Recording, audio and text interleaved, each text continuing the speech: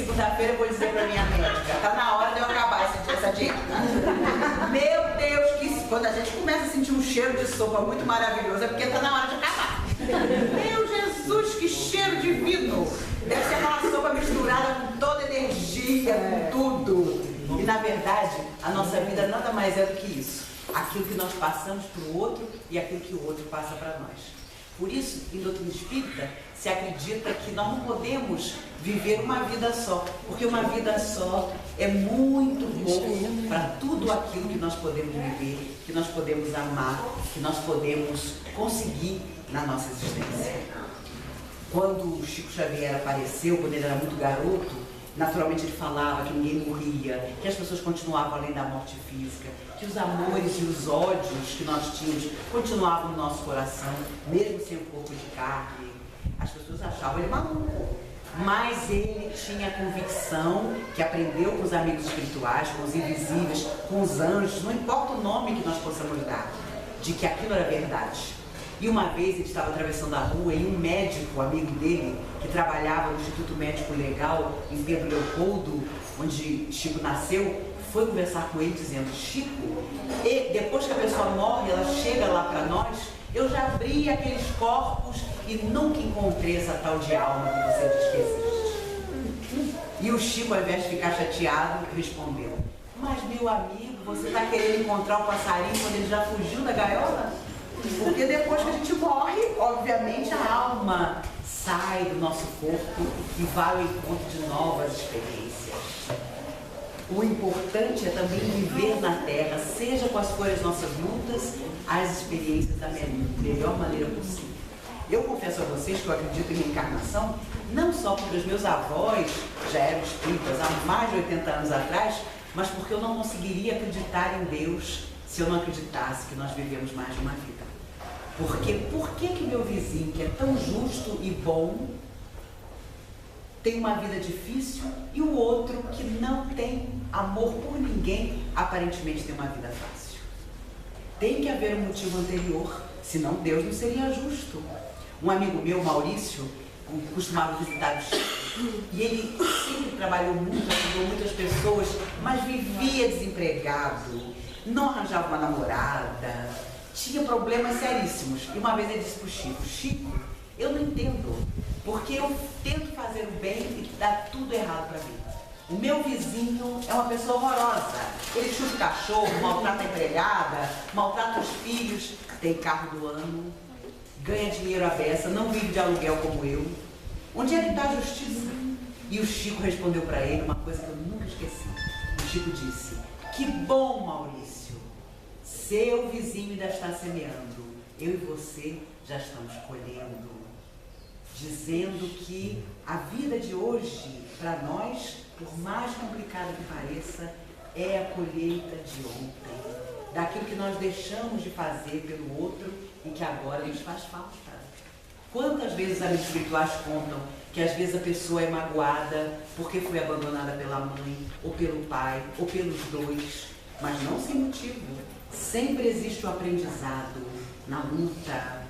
E com certeza numa outra vida, quem sabe, terá sido ela a abandonar. E ela precisa conhecer o mesmo sentimento que ela provocou no outro para finalmente aprender. E é inegável, se nós olharmos o nosso dia a dia, como é que às vezes a gente conhece uma pessoa que nós nunca vimos, somos apresentados pela primeira vez a ela e parece que você conhece a pessoa a vida inteira. E como é que às vezes nós conhecemos alguém que nós nunca vimos, mas alguma coisa no nosso coração nos diz que aquela pessoa não vai ser boa para nós. Vai fazer alguma coisa um dia que vai nos magoar.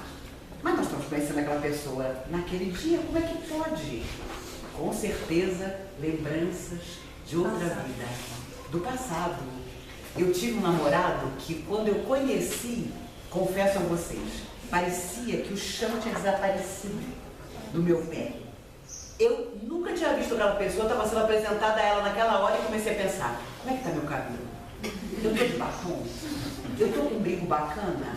E nunca tinha visto aquele menino. E mais tarde, quando nós namoramos por 2 anos, eu entendi por que eu tinha aquela preocupação de estar parecendo bacana para uma pessoa que eu nunca tinha visto na vida. Porque com certeza não era um primeiro encontro, era um reencontro. Por isso os espíritos dizem reencarnação, voltar. E quando nós voltamos, nós encontramos a vida do jeito que nós deixamos numa última existência. E quem já não teve um filho capiroto? Mistura de capeta com garoto. Aquele menino que quando nasce, todo mundo diz criança linda. Meu Deus, que anjo. Olha o rostinho. Você, coração de mãe, não se engana nunca. Você sabe que aquele menino uma hora vai ter um ciricutico. Vai dar trabalho. E não tenham dúvida, essa intuição, esse pressentimento, muitas vezes, vem de outras vidas. Sem falar naqueles filhos que a gente vai buscar na escola e a professora diz, é um anjo. Olha, ele obedece tudo, ele faz tudo que a gente manda. E em casa é o inferno. Qual é a diferença, meu Deus do céu? E quando você tem mais de um filho e educa do mesmo jeito, em cada filho sai de uma maneira diferente. Um obedece a você, te ama de verdade, o outro olha para você com aquele olhar que diz, eu estou aqui. E você sabe que aquele que está ali, muitas vezes é um adversário do passado. E nesta vida atual que nós estamos vivendo, os amigos espirituais nos dizem que nós estamos reencontrando pessoas que nós vínhamos evitando em outras vidas. Quando a gente se encontrava no mundo espiritual com a pessoa, a gente dizia, não, nessa próxima vida eu não posso te encontrar, porque eu não estou preparado. Daqui a uns 100 anos, daqui a 200 anos eu te encontro. Eles dizem que nesta vida atual, nós trouxemos para junto de nós aquelas pessoas que nós estávamos evitando há 800 anos. Por isso que o viver está tão difícil. Por isso que às vezes você busca alguém que te ama de verdade e não encontra. Só encontra aquele que finge te amar. E a coisa mais fácil do mundo é mentir em relação a afeto. A pessoa te olha, olhando no seu olhinho e diz, eu te amo. E alguma coisa dentro de você sabe que não é verdade. Que sentimento é esse? Que a pessoa mente com a boca e nós sabemos que ela está mentindo. Vem do passado. Vem de experiências que nós já tivemos com aquela pessoa e sabemos que ela mente. Uma vez uma família de São Paulo foi visitar o Chico e tinha um filho de 5 anos. O menino era um capiroto total. E eles saíram de madrugada para visitar a Vila do Pássaro Preto, onde o Chico fazia durante muitos anos um atendimento às famílias. E este menino, de madrugada, ainda estava escuro. Esse menino ia saracoteando pelo caminho e todo mundo evitando o menino, aquele menino desagradável, de tão elevado que o menino era. Pois tinha um buraco enorme e o menino caiu no buraco. Aí foi aquele desespero, meu filho morreu, meu Deus do céu, cadê ele? No escuro ninguém enxergava nada.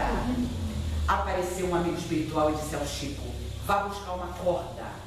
E o Chico pediu que alguém fosse trazer uma corda, jogar a corda, o menino chorava, o buraco era fundo.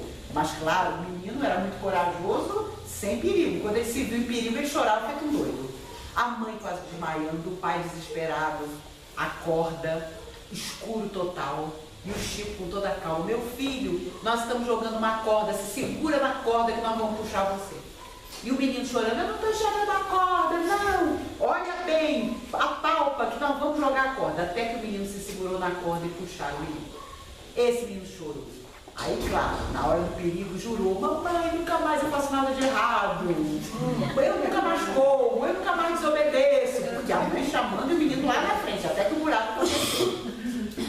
Levam o menino de volta para o hotel, o Chico continua a sua caminhada. No dia seguinte, o Chico, já no dia claro, pensou, eu vou lá naquele buraco para ver como a gente pode fechar aquilo, para não acontecer de novo. Quando ele chegou, a corda que eles tinham usado para tirar o menino ainda estava perto. O Chico pegou a corda e jogou. Para a surpresa dele, ele viu que a corda tinha 5 metros a menos do que o buraco.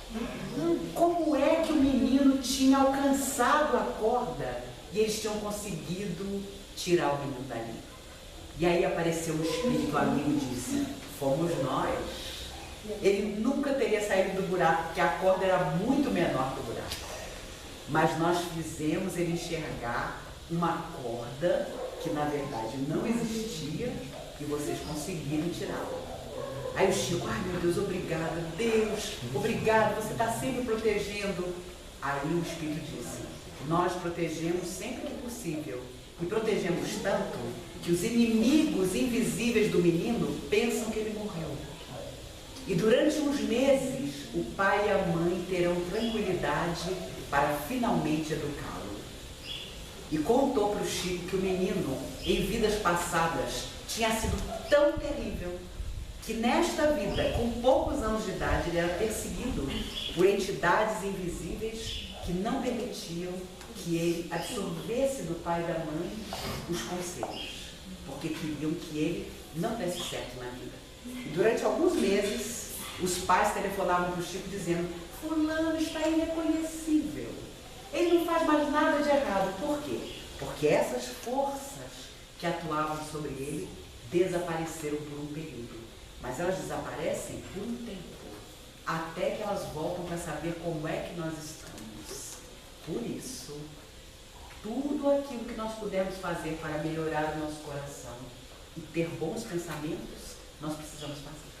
Porque às vezes é o momento que aquelas forças que atuam sobre nós dão um tempo para que nós possamos encontrar o nosso caminho, o caminho da bondade, o caminho de ser solidário com o outro, para corrigir nesta vida aquilo que nós não corrigimos em outra.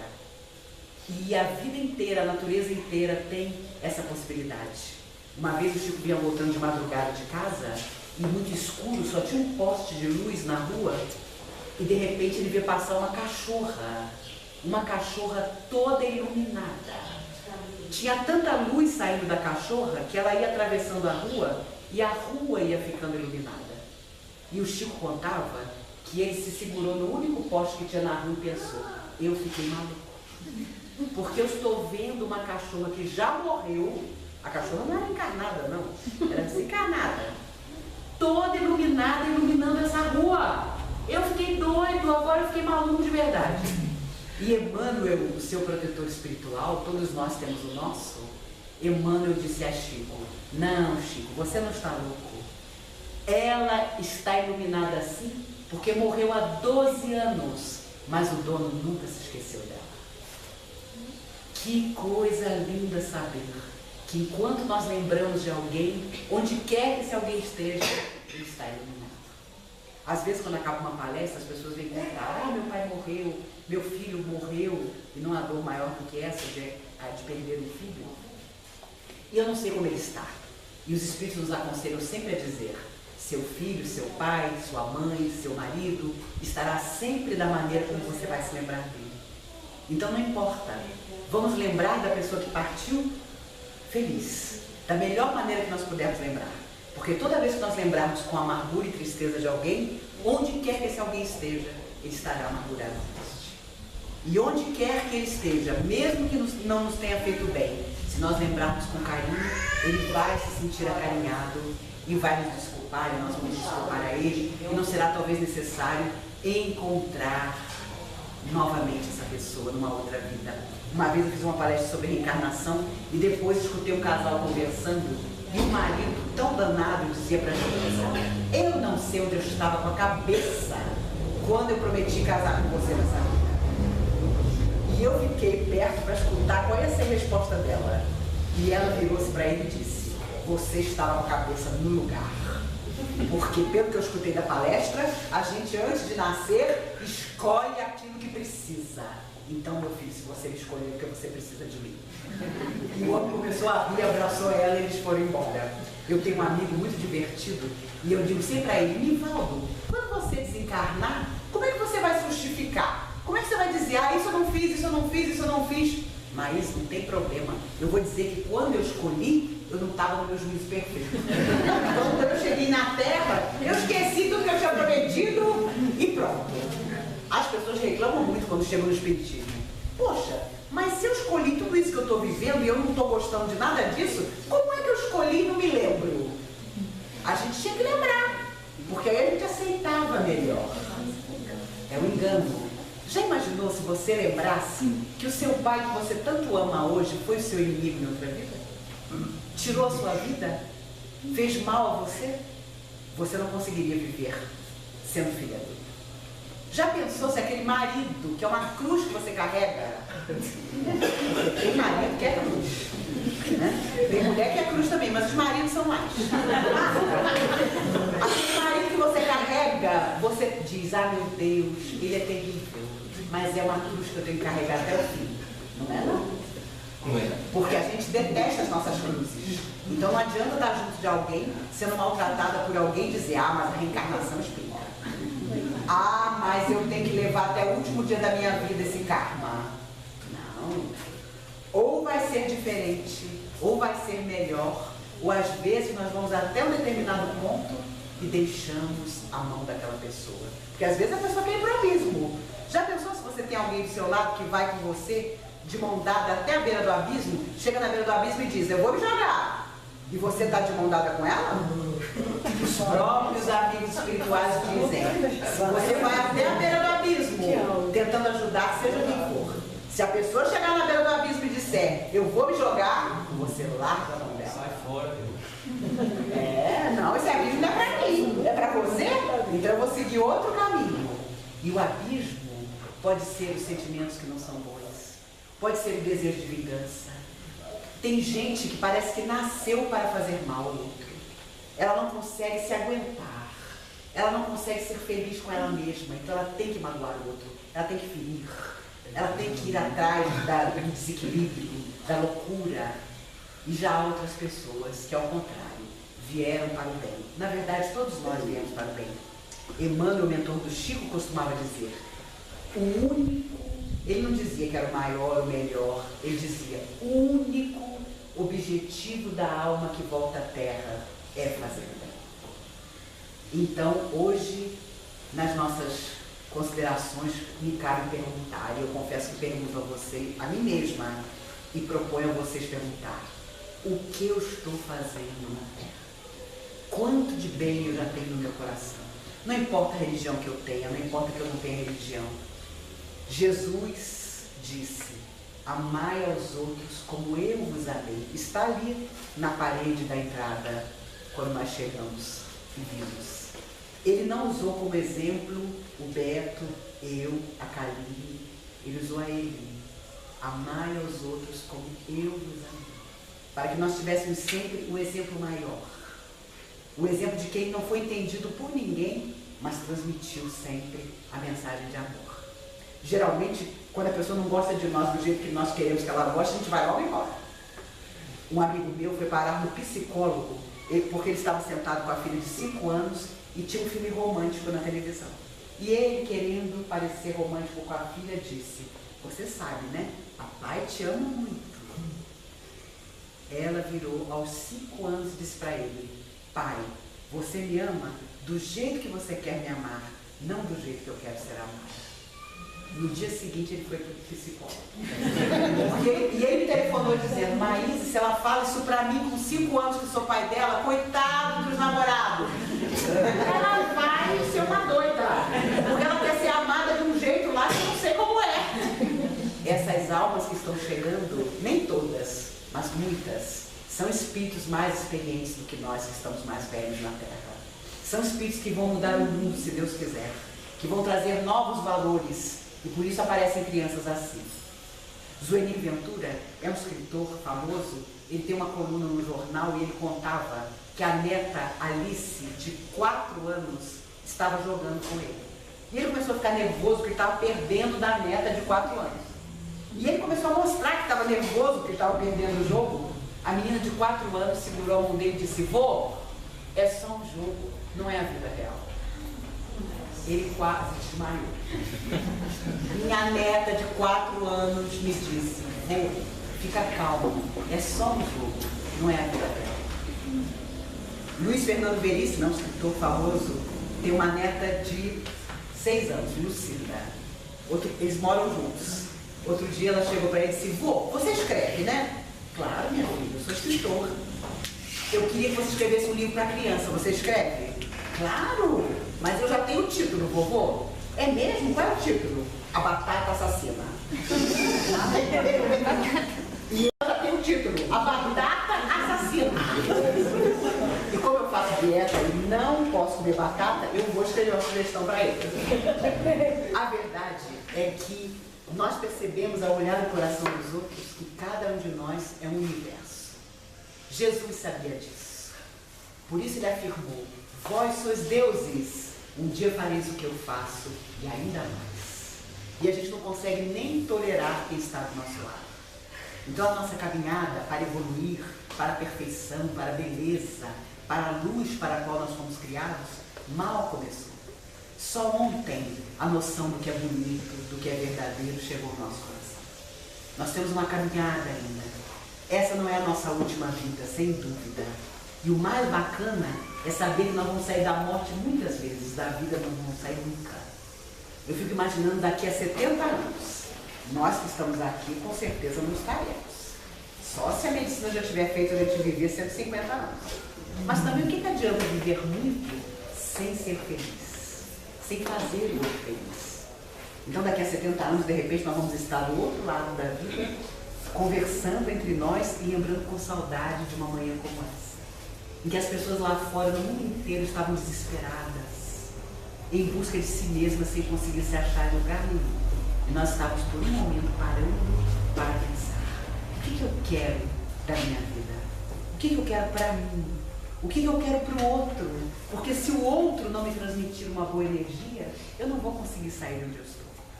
E para que o outro transmita uma boa energia para mim, eu preciso lançar ao outro uma boa energia.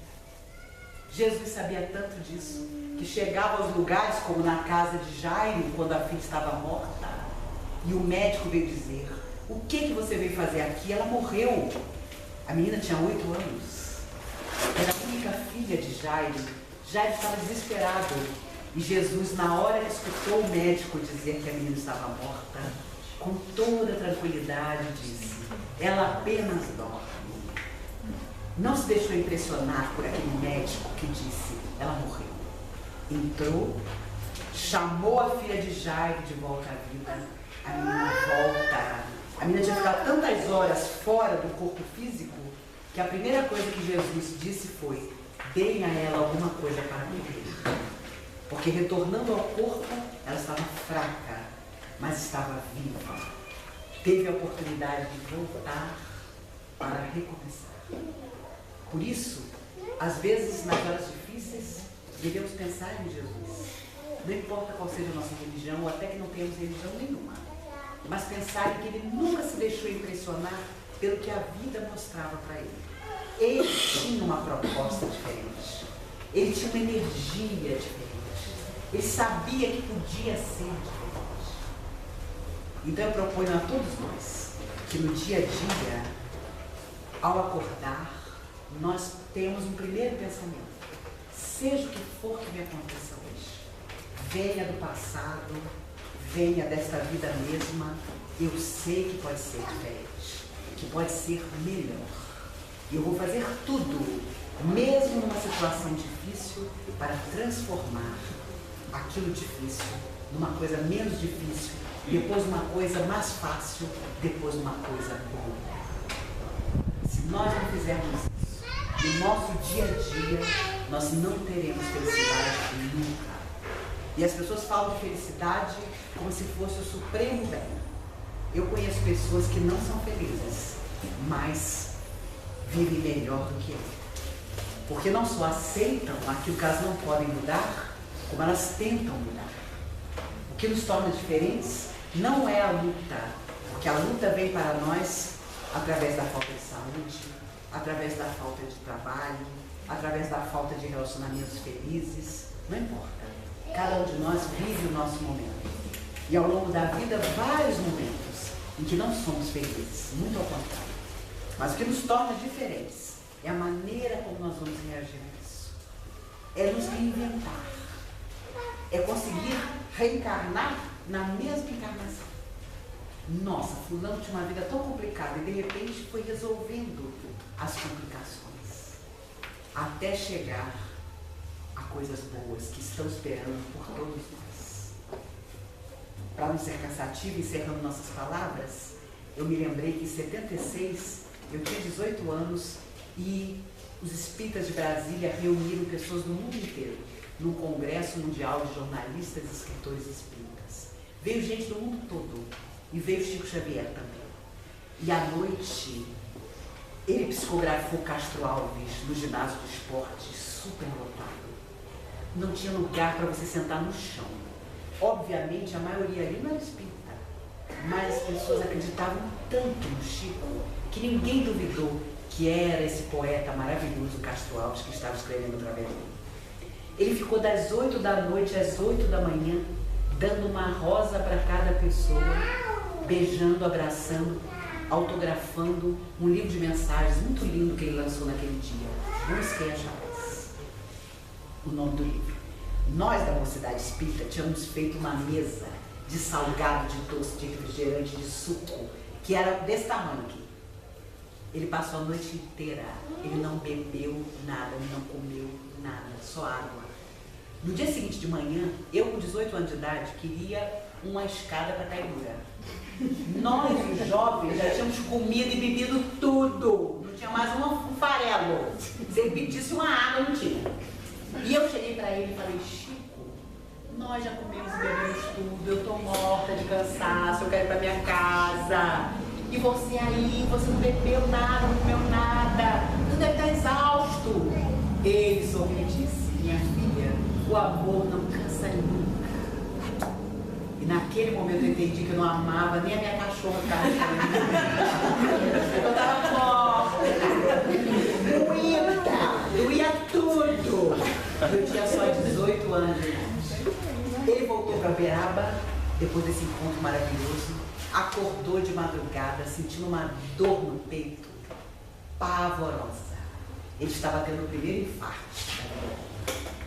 A dor era tamanha que ele não conseguia chamar ninguém para socorrer. Anos antes, na Vila do Pássaro Preto, ele encontrou uma menina de 13 anos que não falava. Ela tinha problemas gravíssimos. E a mãe dizia para ele, Chico, sabe qual é o sonho da minha vida? Escutar minha filha falar uma palavra. Ela tem 13 anos, ela tem tantos problemas que ela nunca conseguiu falar. Eu queria tanto ouvir só uma palavrinha, não importa o que fosse, para guardar na memória a voz da minha filha. O Chico não teve dúvida. Todo sábado de manhã, como hoje, ele visitava a menina e dizia para ela, vamos fazer um esforço, só uma palavrinha. Jesus. É uma palavra bem curtinha. Jesus. A menina fazia um esforço enorme, mas ela tinha deficiências que não permitiam falar. Até que um dia, reunindo todas as forças, ela disse, Jesus! O Chico ficou doido. Foi na cozinha da casa, pelo amor de Deus, vem aqui, sua filha falou. O quê? Minha filha falou, Chico? Vem, corre para ver. A menina, no esforço supremo, disse para a mãe, Jesus! A mãe chorou emocionada, nunca tinha ouvido a voz da filha. 2 semanas depois, o Chico ficou sabendo que a menina tinha morrido. Passam-se os anos. O Chico vem a Brasília. Quando volta, tem um infarto. De madrugada, uma dor absurda. Entra um espírito no quarto dele. O espírito trazia um véu no rosto.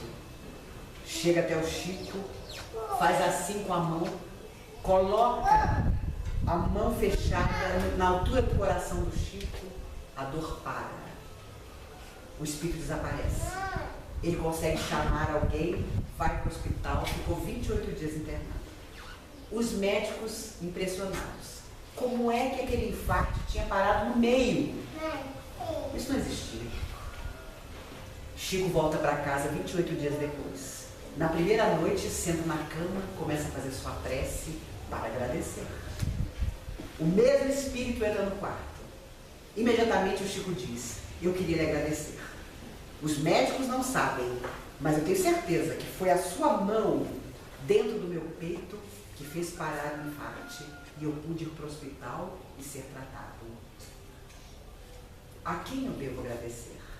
O espírito jovial tira o véu do rosto e diz, Chico, eu vou dizer uma palavra e você vai se lembrar de mim. Jesus.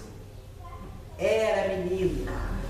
que anos antes ele havia ensinado a Jesus. No mundo espiritual, livre de todos os problemas que seu corpo tinha, porque era um resgate do passado, ali estava ela, na hora mais difícil da vida do Chico, para devolver a ele o que um dia ele havia feito, ensinado a ela a dizer: Jesus. Por isso, não importa como seja a nossa vida, não importa que nos digam que em outra encarnação nós fizemos isso e aquilo e agora não vai dar para nós. Importa que tudo aquilo que nós colocamos na direção do outro volta para nós na nossa hora mais difícil. Na hora em que tudo desapareceu de bom e parece que apenas a dor está conosco. Aí, em algum lugar, alguém a quem um dia nós beneficiamos, às vezes com uma bobagem, uma palavra, um silêncio, vai lembrar de nós. E aquela energia de luz virá de volta. No dia em que todo ser humano entender que não importa a religião, importa aquilo que você faz para a vida, porque a vida vai te devolver, então seremos felizes. Então não importará quantas vezes reencarnamos, importa que enquanto estamos aqui, a vida em volta de nós vai ser o melhor que nós pudermos fazer dela. Vamos combinar isso? Vamos combinar que a gente vai, de repente, nos próximos dias, dar aquele telefonema para alguém a quem há muito tempo nós estamos evitando? Vamos combinar que, de repente, alguém nos magoou, mas para surpresa desse alguém, nós vamos chegar e dizer: olha, eu queria me desculpar por você. A pessoa leva um choque, porque ela sabe que foi ela que nos feriu. Mas quando nós pedimos desculpa, ela se choca, porque ela sabe que ela é que devia estar pedindo desculpa. Como é que nós é que estamos pedindo? Então aquilo faz com que ela reveja também o seu próprio coração. Não duvidemos. Nós nunca vamos nos arrepender da palavra que ia ferir o outro que nós não dissemos. Do momento que nós estávamos tão ocupados, mas alguém precisava desabafar, e nós escutamos aquele alguém por um minuto que seja. Nunca vamos nos arrepender disso. Por isso, os espíritos amigos costumam dizer que o homem na Terra vai conseguir tudo que ele quer. Vai conseguir não ter mais fome no futuro, porque ele vai tirar do fundo do mar, Jesus Espíritos, todo o alimento necessário para que ninguém mais tenha fome. Ele vai conseguir se comunicar com seres de outros mundos, os chamados ETs. Mas só duas coisas ele nunca vai conseguir: mudar as leis de Deus e viver sem amor. Nós ainda não somos felizes porque nós estamos tentando as duas coisas: mudar as leis de Deus a nosso favor e a nossa conveniência e viver sem amor, o que é impossível. Porque nos tornamos pessoas horríveis quando não amamos e quando não saudamos. Por isso, se algo podia desejar nessa manhã tão feliz para todos nós, é que amemos. Amemos até doer, como dizia Madre Teresa de Calcutá. E lembrando dela, encerro minhas palavras, lembrando que uma semana antes da Madre Teresa morrer, um jornalista americano perguntou a ela: Madre, qual é a sua religião? Imagine você perguntar para uma freira qual é a religião dela. Era um jornalista americano. Para espicaçá-la, ele perguntou: qual é a sua religião, Madre? E ela, simples, na porta de casa, disse: o amor, meu filho, o amor é a minha religião. E ele, inconformado, porque não tinha conseguido jogar na parede, disse a ela: ah, é, Madre? O amor é a sua religião? E qual é o Deus da sua religião? E ela, sábia, respondeu: o outro, meu filho, o outro é o Deus da minha religião. E uma semana depois ela morreu porque ela não precisava fazer mais nada aqui na Terra. Seu coração estava livre para seguir em frente. Que o outro seja o Deus da nossa religião. Não importa a religião que nós tenhamos. Porque se o outro for o Deus da nossa religião, nós seremos felizes, porque estaremos fazendo o outro feliz.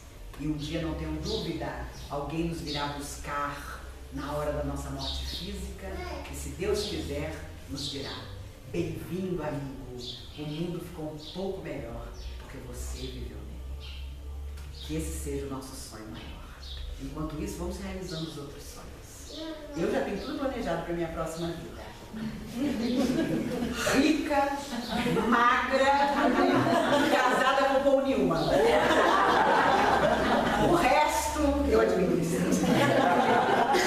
Obrigada, meus amigos, pelo carinho que me receberam.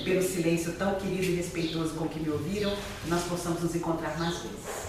Tenho certeza que da próxima vez que nos encontrarmos, todos nós estaremos muito melhores do que nós estamos hoje. Combinado? Combinado.